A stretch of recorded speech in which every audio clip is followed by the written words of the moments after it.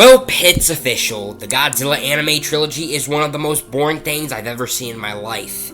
On a high note, this film is actually the best one out of them, but that ain't saying much. And it's such a shame for these films, given that it has really good animation in my opinion. Taking place after the last film, humans are distraught on what to do now that Mechagodzilla City has been destroyed. Mephius starts to attract a religious following that seems to lead to a resolution. Problem is that it only spells more chaos for them, as Mephius and the rest of the Exif actually intend on bringing Ghidorah into the world and have him face off with the King of the Monsters. What shall go down in this chaotic conclusion? I honestly wasn't kidding earlier when I said that this was the better one of the trilogy, because honestly it felt a lot more understandable, but still slowly paced. Haruo actually starts to have a change in character, starting to feel guilty for all that is happening. There is also this relationship between Haruo and one of the twins, but if you said it with Fuel Force, is Super Mega Force the equivalent of diarrhea?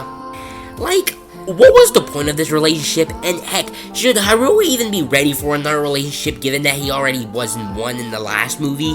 You know, the one with the girl who was practically brain dead in this film? Mephius is actually more interesting here than he was prior as he takes on the role of the antagonist, but it seems cliched when he acts like the kind of villain who spouts, "Death is the only salvation towards humanity," and some crap like that. Much to no one's surprise, Godzilla barely appears at all, and then we have Ghidorah. When we see shadows of him, it's a perfect full body, but when he actually appears, it's only just his 3 heads. Pretty underwhelming if you ask me, especially when all he just does is siphon Godzilla's energy. I think the best way to look at this film is that it shows how humans are acting in desperation. The more desperate they are, they try to find a resolution that seems to bring them salvation, but only gives them more chaos than needed. I also want to talk about the ending of the film. I don't want to spoil it for you, but I kind of have mixed feelings on it.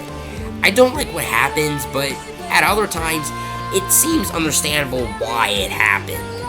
Final grade for this is 3 out of 5 stars. Now, what would have been better for the series is that if this would have been a full-length anime series, it would have probably been better, honestly. It would utilize Godzilla a lot more better, actually give the characters more time to shine, and actually throw in some more emotions in there other than just being bleak and dark. Well, that's it for now. I'm not going to follow this up with a King of the Monsters review. I'll probably wait until it comes out on DVD. And be sure to look out for my series review on Kamen Rider Hibiki. I'm TokuManiac, and what you gonna do when TokuMania runs wild on you, brother?